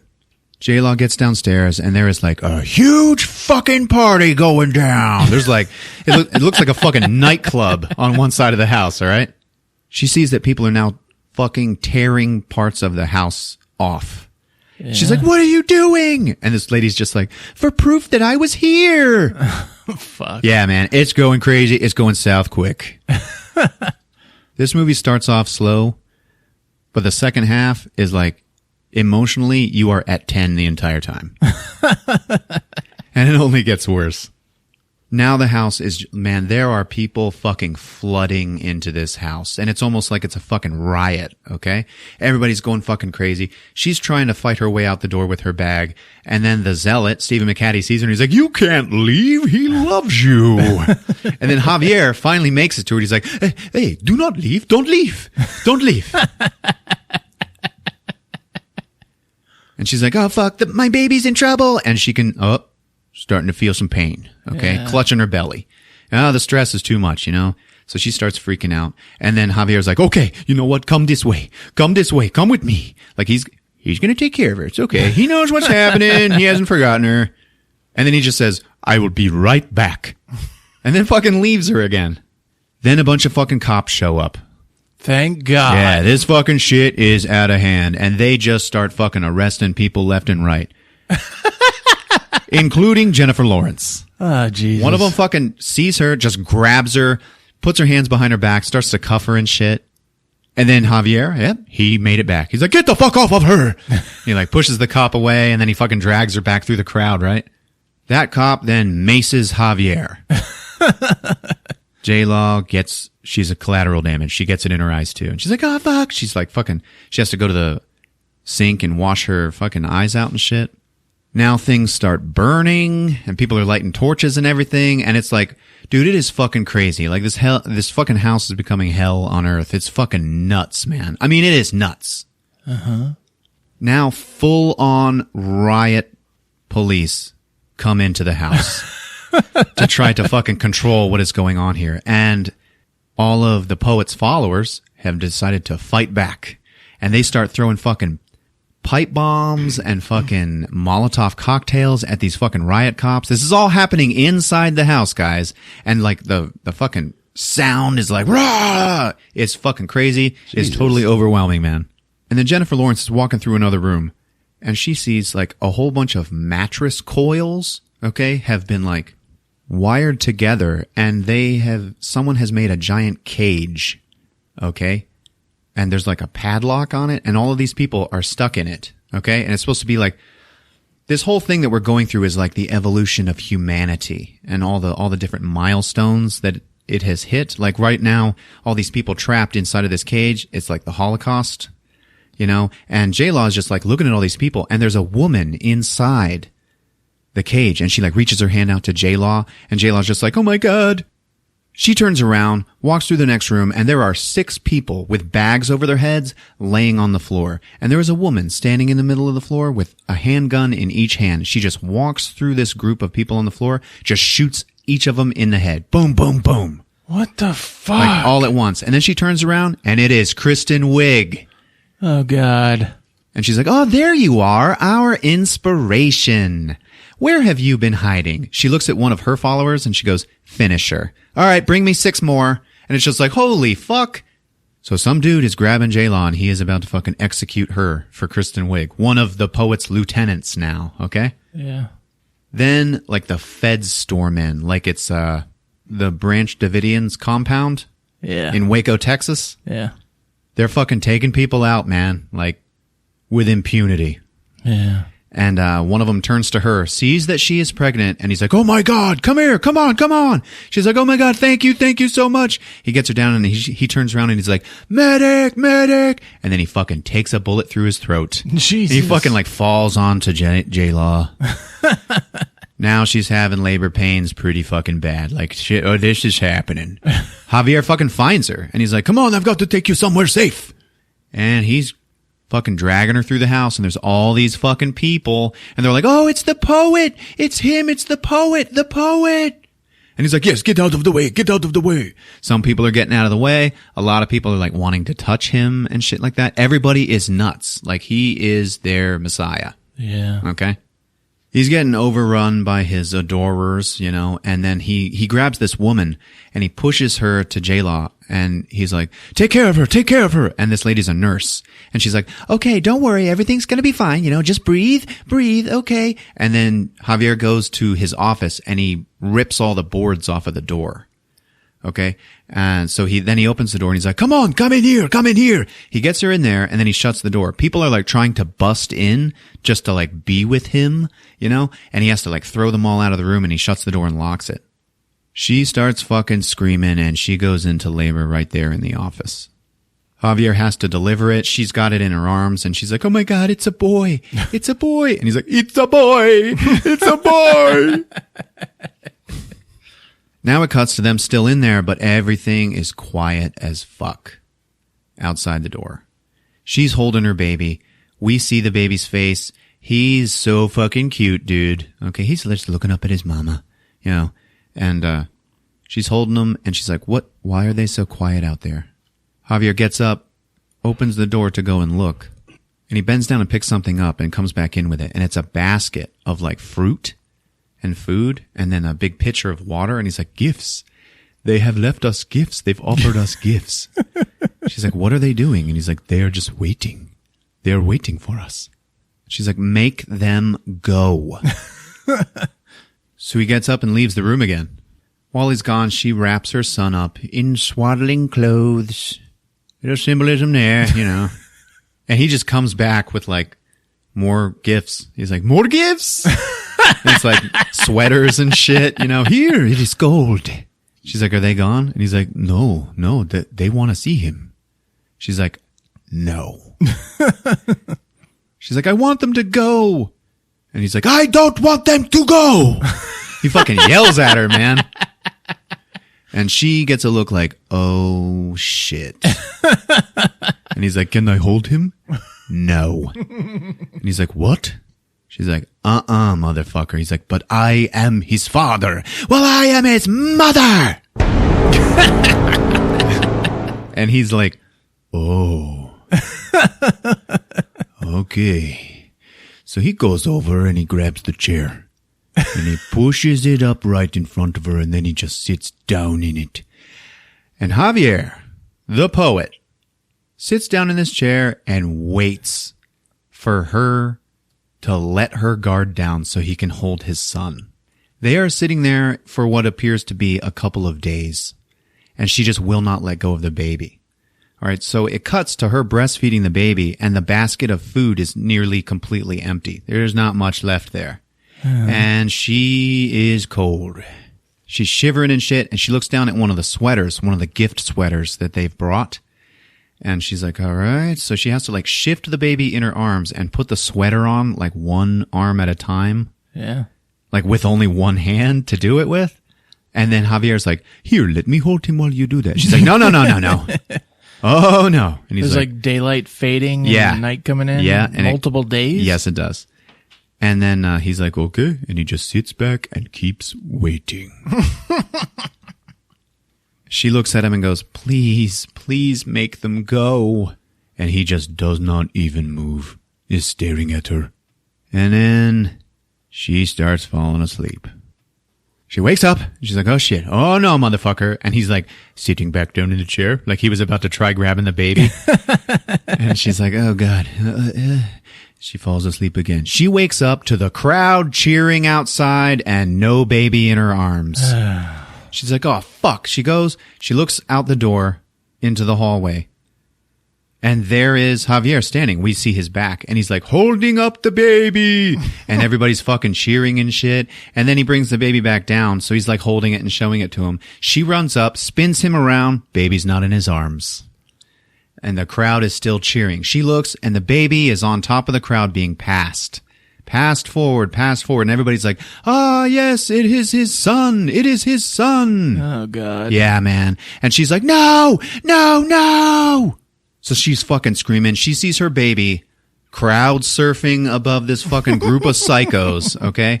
And now we see that they have pulled the robe off of the baby, and now it's just a naked baby, and it's like peeing as it's crying and being fucking passed by all these fucking people. Good Lord. And then all of a sudden, it stops crying. Oh yeah, man. It was fucking heartbreaking and gut-wrenching. That fucking baby's neck broke. Yeah, man. Oh, man. What the fuck? It was fucking unbearable to fucking watch. What is this movie? I don't fucking know, man. What is happening? So then the fucking baby is now dead. And she's like, no! And she's fucking fighting her way through this fucking crowd, okay? She gets to the fucking front where the baby is. And now the baby is obviously sitting on an altar that is behind the zealot Stephen McHattie. And he stops her and he's like, wait, it's okay. And she's like, no, my fucking baby, my baby. And he's like, it's okay. He's not dead. He's not dead. You see, his cries live on. And now the whole rest of the congregation is fucking crying for this fucking baby. And he's like, do you hear their cries? Their cries. That is the sound. That is the cries of your son. That is the sound of life. It is the sound of humanity. And she's like, fucking move! She pushes Stephen McHattie to the side, and there on the altar is her baby that has been completely butchered up and is now just bloody fucking piles of meat on the fucking altar. She turns around, and behind her, the congregation, every one of them is eating a piece of him. Yeah.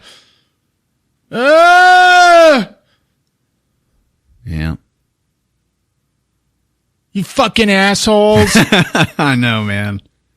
Darren Aronofsky, dude. I'm going to go find Darren Aronofsky, and I'm going to cut his pinky off, and I'm going to say, you got 9 more chances, motherfucker. Fuck you, Darren. When this movie was over, I looked at Heather, and I was like, so, what'd you think? She goes, I hate it! This is what he wants. This is what he wants. This is what he wants, guys. I'm going to be pleasant. Don't from now on. Yeah, do not feed into it. Yeah, I'm okay. I'm all right. Yeah, this movie, it was designed to get people upset and fucking talking about it and trying to deconstruct it. And at this point in my life, I am not in the mood to do that with a movie. All Fucking right, seriously. Yeah, any of my views on this movie, if you listening to it, if you think I'm wrong, that's okay, guys. I don't care. Can we just stop? Can we just end the show? Is there more? Not as bad as that. We're cresting the hill right now. They all like have a piece in their hands. Oh yeah. So they're all like eating it. It's like a skeleton baby. It's pretty much, yeah. They only show it for a second, all right?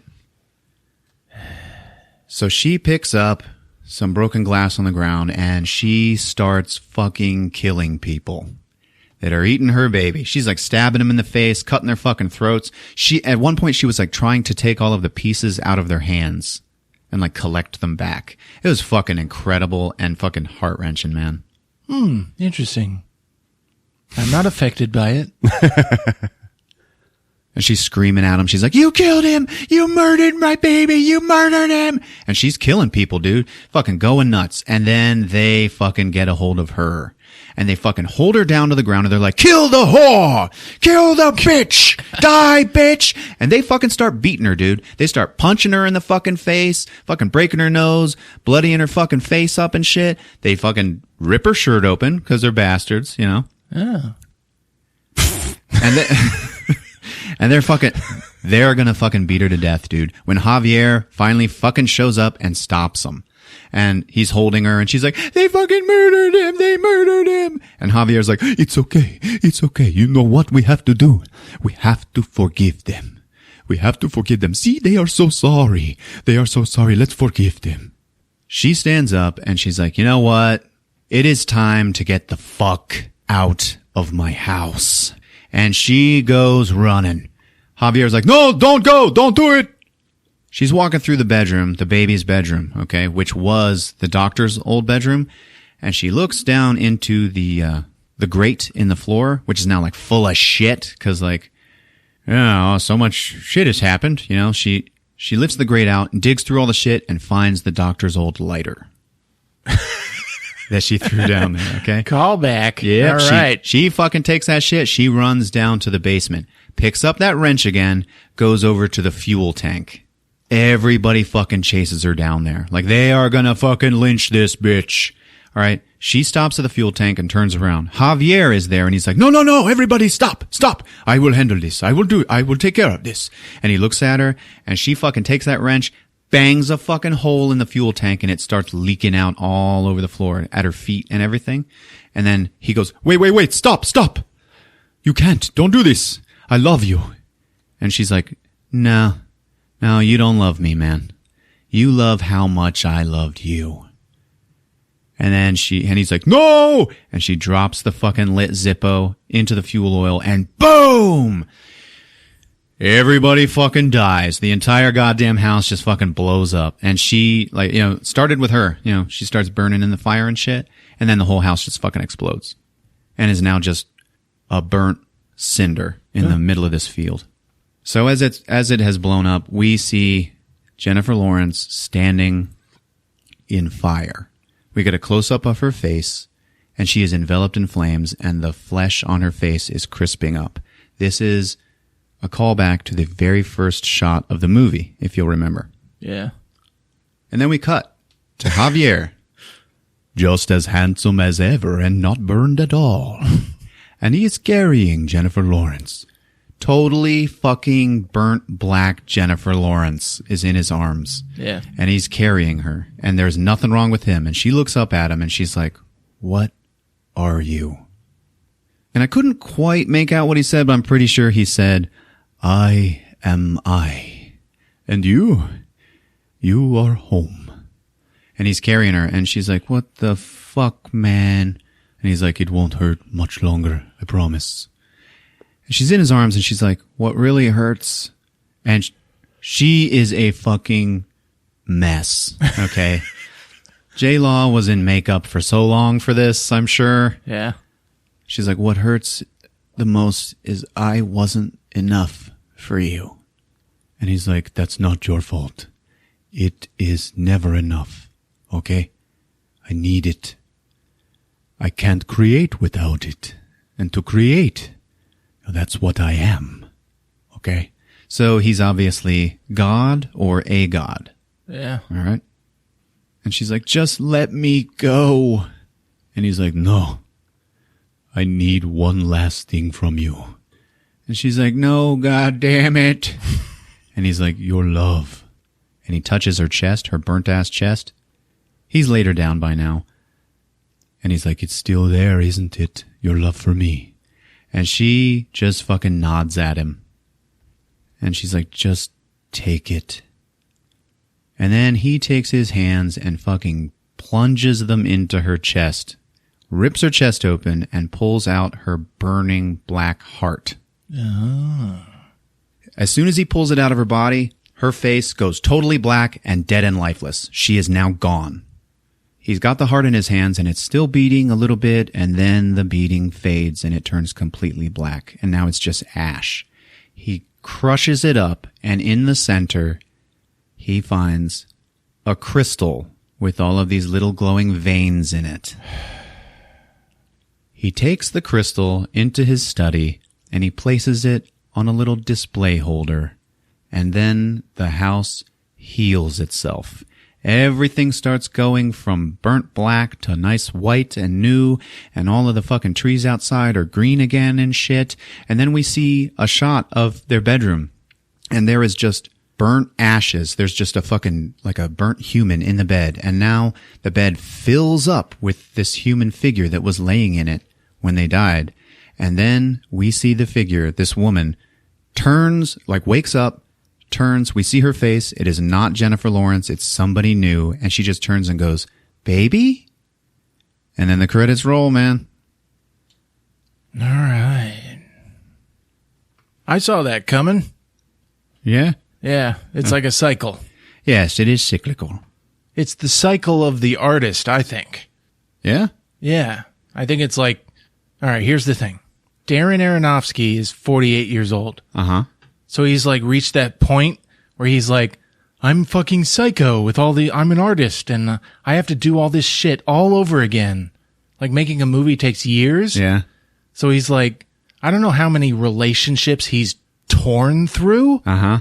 But this is his time where he's like approaching the, what's it called? Over the hill? Yeah, the crest. And he's like, this is what it's like to be an artist.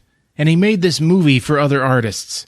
He didn't make it for an audience. Yeah, there you go. I like that. Yeah, because the whole thing is like, it's obviously an allegory, and it is supposed to look like an allegory for like the Bible, and like J-Law, she was actually Mother Earth. Yeah. And, you know, her son was humanity. Uh-huh. And, sort of shit. Jennifer Lawrence is 27 years old. Uh-huh.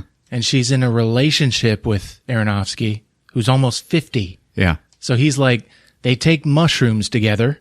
Okay. This is my theory. Uh-huh. And he's like, what's it like being a woman? And then from what she replied with, he wrote this fucking movie. That's what happened. I think you got it, man. You know what? Ding! Well, Mr. Aronofsky, I'm glad you could reach this point in your life, you know? Yeah. Yeah, so there you have it. Mother! On Movies with Ron. All right. What'd you think, Rick?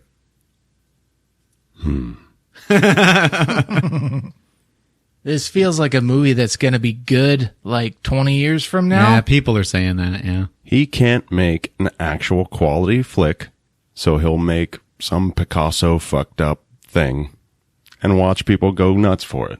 No, he made this so, well, yeah, but he made it so he can go to like cocktail parties with other film directors, the people that he looks up to, and they can turn to him and go, you did it, dude. Yeah. You got it right. Good job. You'll be dining out on this for months. Yeah, and they can pat him on the back, and he doesn't give a shit about us three. No. And Not one bit.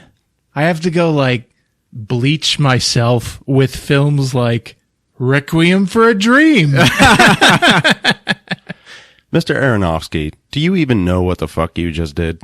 To be Does he honest, know I what he did was hear, filming? I heard an interview where he was like, man, it is totally not what I started with. It just kind of took on a life of its own, but, I'm still going to take credit for it.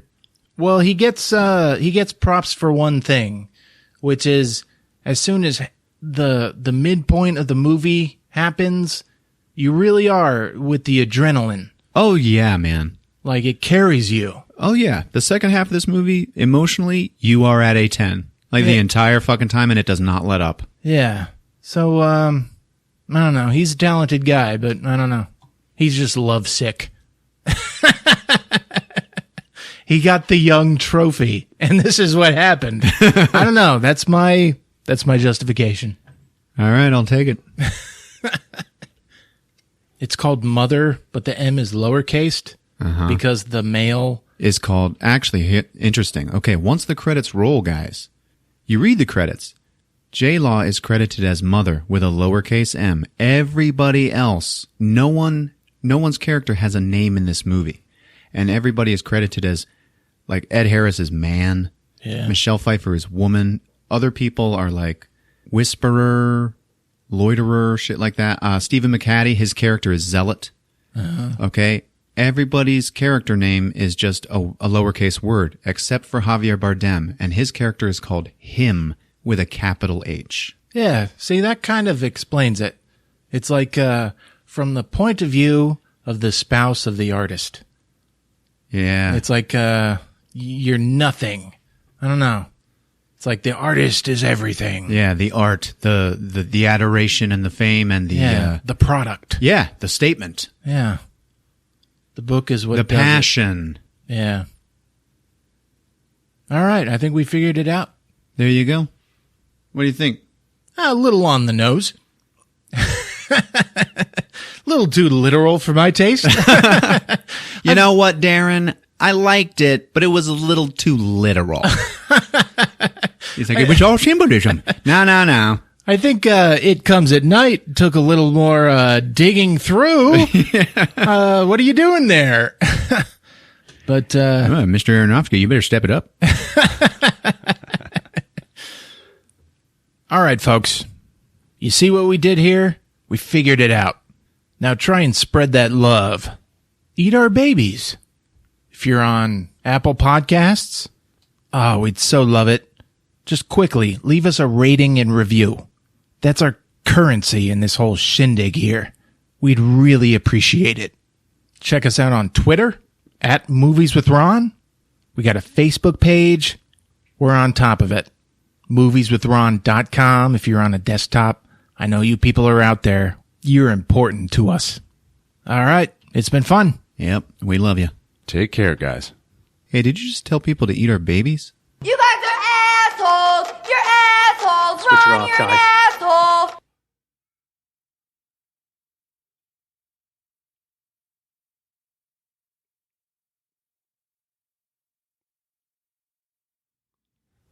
Yeah. You saw it. Yeah. Yeah, it's fucking weird, huh? It's still hot. I love Carrie Russell. Yeah. She's awesome. She's great. You know, she's like 40 years old. Yeah, man. You should watch The Americans. She's badass in that show. Yeah? Yeah. Huh. There's this scene where she's like 69 and with the guy. The whole premise of the show is they're Russian spies. Yeah. So they were forced to get married. They're all pretending. They're just spies. Mm. And they have like 2 kids that they raise as Americans. And it's all part of their front. So they're all living a lie and feeding information to Russia. Mm. But the show starts, the first episode, where they're in their 40s and they have 2 kids and they realize now they're in love. That's when the show starts. That's what a fucking great show, dude. Yeah. They're like 69ing in this one scene. But all you see is they're on their sides and all you see is the male. And you see his butt and stuff. You don't see any woman parts. But then like the daughter comes in and she's like, and then Carrie Russell is like, from behind his ass, you see her go,